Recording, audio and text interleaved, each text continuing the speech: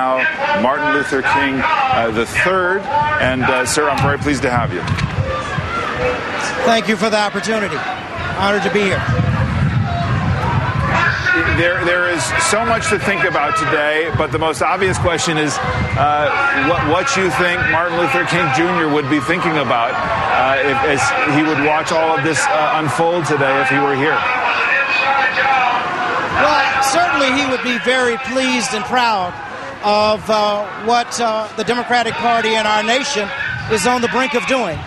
And I would have to also say I feel that he and my mother are looking down on us today with a great big smile on their faces.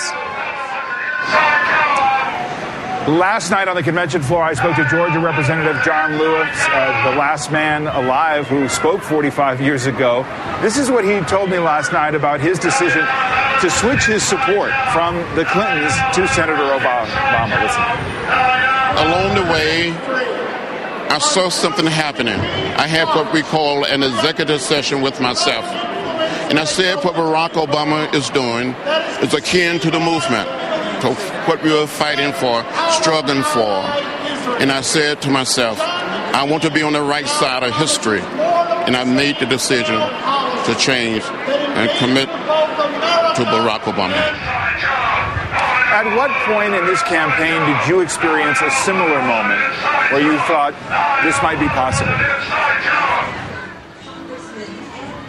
Well, I would have to say that right after the Iowa primary, I felt very strong, Iowa caucuses, I should say, about the candidacy of Barack Obama and what he represented. Certainly later on with South Carolina and ultimately when he got to Georgia, strongly supportive of his candidacy. But there was a kind of tipping point there at a time when Barack Obama has studiously avoided making race a centerpiece of his campaign at all. The term is thrown around about it being a post-racial political candidate. Is that something that's been gratifying to you?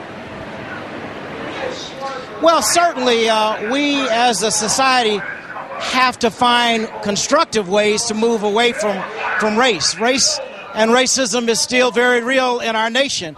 We know that because as soon as Senator Obama announced that he was running, because of threats, he had to get a Secret Service detail. So, but you don't focus on what is not. You focus on what can become. And I think that's what he's doing. And number one, running for president of the United States, he has to represent all the people. And I think he's going to do an incredible job. You know, Senator Clinton and her supporters have made the point in the course of this convention that there may be cracks now in the glass ceiling given all of the support that she had in the course of the primaries, but it wasn't enough for her to achieve the nomination. What level of fear do you have that for all of Barack Obama's success, the country, the electorate, is not prepared to put an African-American in the White House? Well, that is always something we have to consider, but I do believe that first of all, Senator Obama has galvanized and mobilized young people like no one else ever in the history of our nation.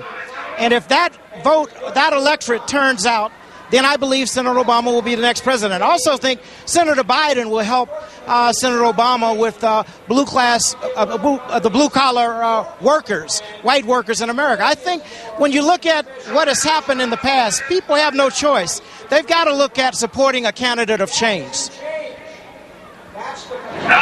All right, Martin Luther King III from Invesco Field today. Thank you very much for joining us. We're quite pleased to have your views tonight.